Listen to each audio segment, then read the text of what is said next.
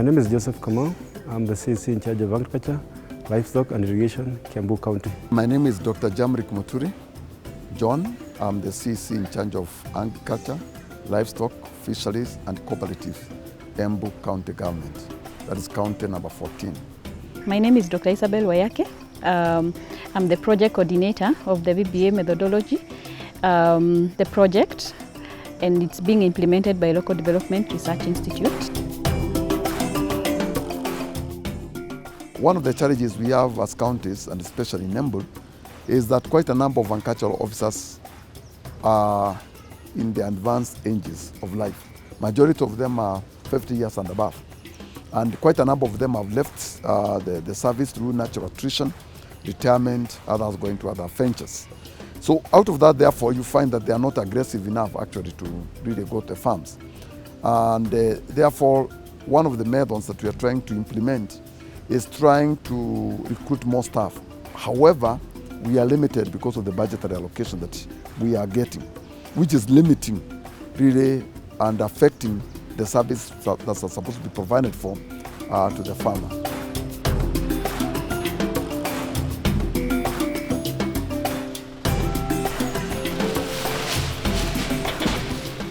So some of the challenges that we have with our extension services is that there's a very high staff to farmer ratio, which is about 1 to 3,000.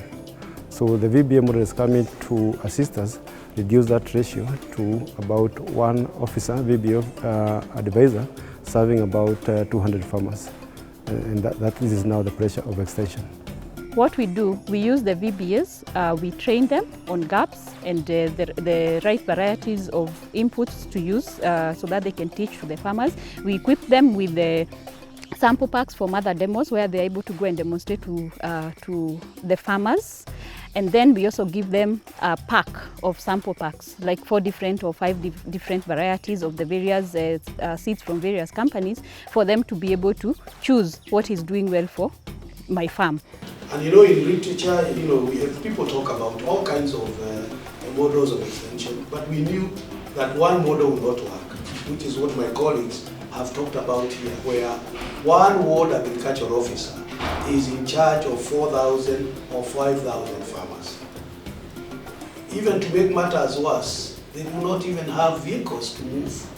They do not have facilitation to go and help the farmers. And that's where we then, with the help and the discussion that we had with Paul and Agra and John, we started to think about why don't we start thinking about the VBA. There was a lot of talk about the merit-based advisory model, and we decided that we needed to pilot it. But we realized that by ensuring that farmers are given small packs by the merit-based advisor, so you identify the merit-based advisor, who essentially is a farmer. And this farmer is very excited to know that there is this variety that is conducive to their agroecological zone. So they try it on their farm. And they are also excited to know that they know how to use it.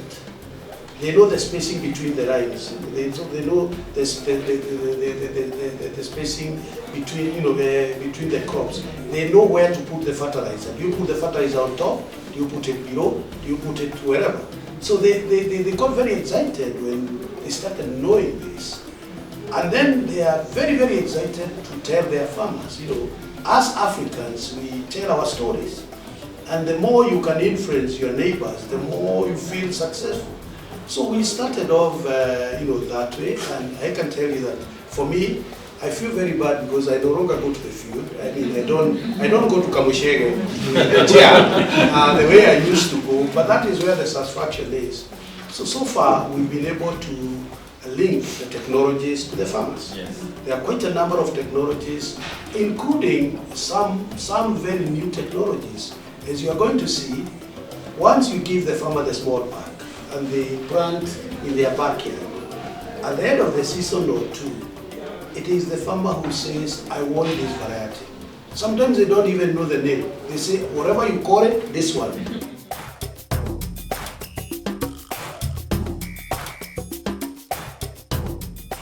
Hii project LDRI iko na faida kwa wakulima na hata kwangu ni kwa sababu mpaka sasa bahari tumefikia, wakulima wamepata zile mbegu ambao wanapanda zinachukua muda mfupi ya kukua, kwa sababu hapo mbeleni tulikuwa tukitumia tu mbegu moja yenye tulikuwa tunapanda mwaka kwa mwaka mbegu season moja, na sasa tuko na almost throughout the year tuko na mbegu sababu tunapanda mara 3.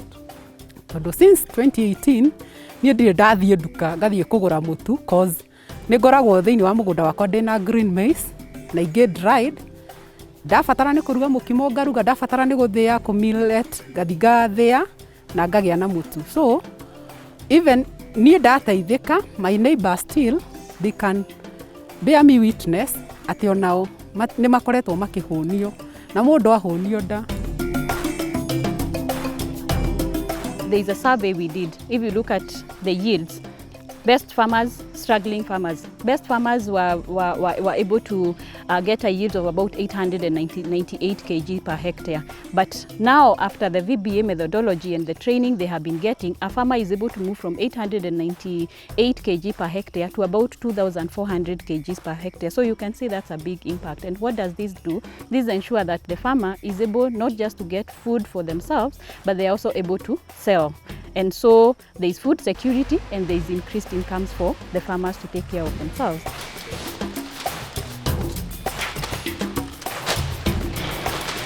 The message that I have for other counties is this is a model to adopt, because it has helped us as a county.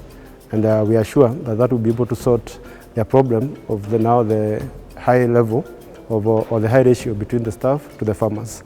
So I encourage all the counties, especially the neighboring ones of Nakuru, Nyeri, Murang'a, to adopt this particular method, and they are welcome to Kiambu County to do a benchmarking so that they can adopt the same in their counties. To me, the approach that I would recommend to other counties and the country at large is that VBA approach, so that we have trainers of trainers, TOTs, because these guys will be able to now train the others, and because they are within the village level, the absorption element of the technologies will be more easier than when we have trying to recruit more staff that funds are not available. Then the use also of FFS, farmer field schools, within the location level. That is also very, very crucial. So the two approaches are so crucial because they will assist, one, doing practical experiments within the farm level. They use their own knowledge, they use their own tribal languages. They will not be limited by the language. And it's like domesticating the technologies at the village level. That will be very crucial and very good.